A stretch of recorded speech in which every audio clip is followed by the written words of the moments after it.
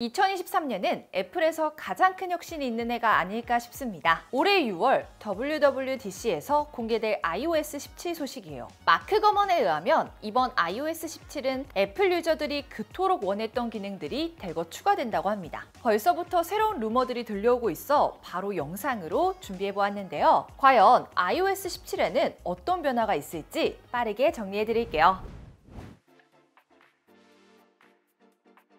먼저 가장 큰 변화는 화면 분할입니다. 안드로이드 휴대폰에는 예전부터 지원했지만 iOS에는 영원히 없을 것 같던 기능이죠. 사용 예시를 보면 한쪽에는 메모를 켜두고 아래쪽에는 카메라를 켜서 인식된 텍스트를 옮겨 적을 수도 있는데요. 동시에 여러 기능을 쓸 수 있는 만큼 이전보다 활용성이 대폭 향상될 것 같습니다. IT 매체 맥루머스에 따르면 이번 iOS 17에서는 제어센터에도 큰 변화가 있다고 합니다. 해외 IT 채널에서 공개된 예상 디자인을 보니 기존 제어센터보다 훨씬 단순화된 모습이 될 것으로 예상되는데요. 이와 반대로 하단에 여러 위젯을 추가해 더 많은 기능을 활용할 수 있는 형태를 예상하기도 했죠. 어떤 형태가 되었든 간에 iOS 11 이후 6년 만에 제어센터 업데이트인 만큼 큰 변화가 있을 것 같은데요. 과연 애플이 심플함과 실용성 사이에서 어떤 선택을 할지 기대가 됩니다. 그리고 위젯에서도 큰 변화를 기대해 볼 수 있을 것 같아요. IT 매체 디지털 트렌드에 따르면 이번 iOS 17에는 대화형 위젯이 적용된다고 하는데요. 이메일 스크롤이나 새로운 목록을 추가하는 등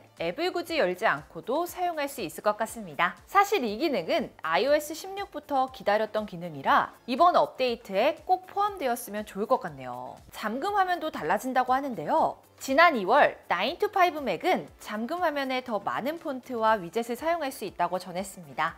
잠금 화면을 다른 사람들과 공유할 수 있는 기능까지 추가될 것으로 보이죠. 그 외 잠금 화면에서 손전 등 카메라 외에 다른 기능들도 추가할 수 있다고 합니다.